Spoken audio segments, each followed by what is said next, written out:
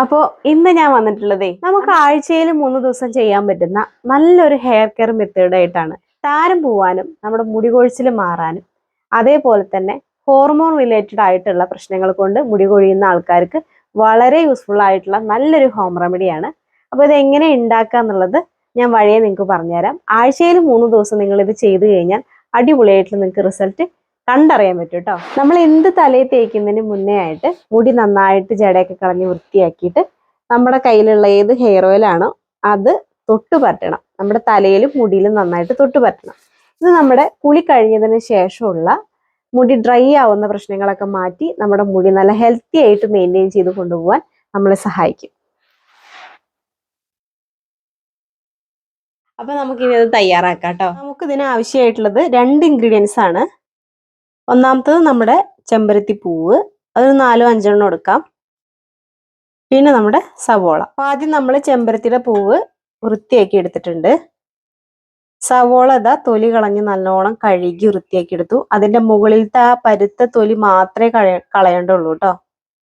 വൃത്തിയാക്കി എടുത്തിട്ടുണ്ട്. ഒരു മിക്സിയുടെ ജാർ എടുത്തു, അതിലേക്ക് നമ്മൾ ചെമ്പരത്തി പൂവ് ഇട്ട് കൊടുത്തു. ഇനി നമ്മൾ സവോള നന്നായിട്ട് ചെറുതാക്കി അരിഞ്ഞിട്ട് ഇതിലേക്ക് ഇട്ട് കൊടുക്കുക.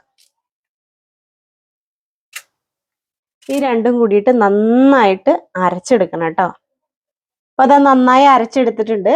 വെള്ളമൊന്നും ചേർക്കണ്ട, സവോളയും ചെമ്പരത്തിപ്പൂവും മാത്രം ഇട്ട് അരച്ചെടുത്താൽ മതി. ഇനി നമുക്കിത് നന്നായിട്ടൊന്ന് പിഴിഞ്ഞെടുക്കാം. ഇനി നമുക്കൊരു ഷിഫോന്റെ ഷോളിന്റെ ഒരു കഷ്ണം വെച്ചിട്ട് നമ്മൾ അരച്ചെടുത്ത ചെമ്പരത്തിപ്പൂവും സവോളയും കൂടിയിട്ടുള്ള അരപ്പ് ഇതിലേക്ക് ഇട്ട് കൊടുക്കുക. ഇനി നമുക്കിത് നന്നായിട്ട് പിഴിഞ്ഞെടുക്കാം.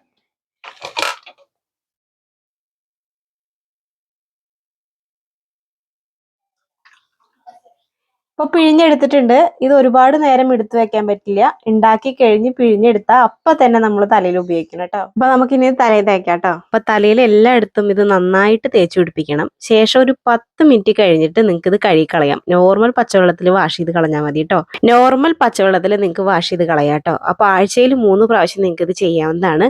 മുടി കൊഴിഞ്ഞു പോയി തലയോട്ടി കാണുന്നുണ്ട് എന്ന് പരാതി പറയുന്നവർക്ക് വളരെ ഫലപ്രദമായിട്ടുള്ള ഒരു ഹോം റെമഡിയാണിത്.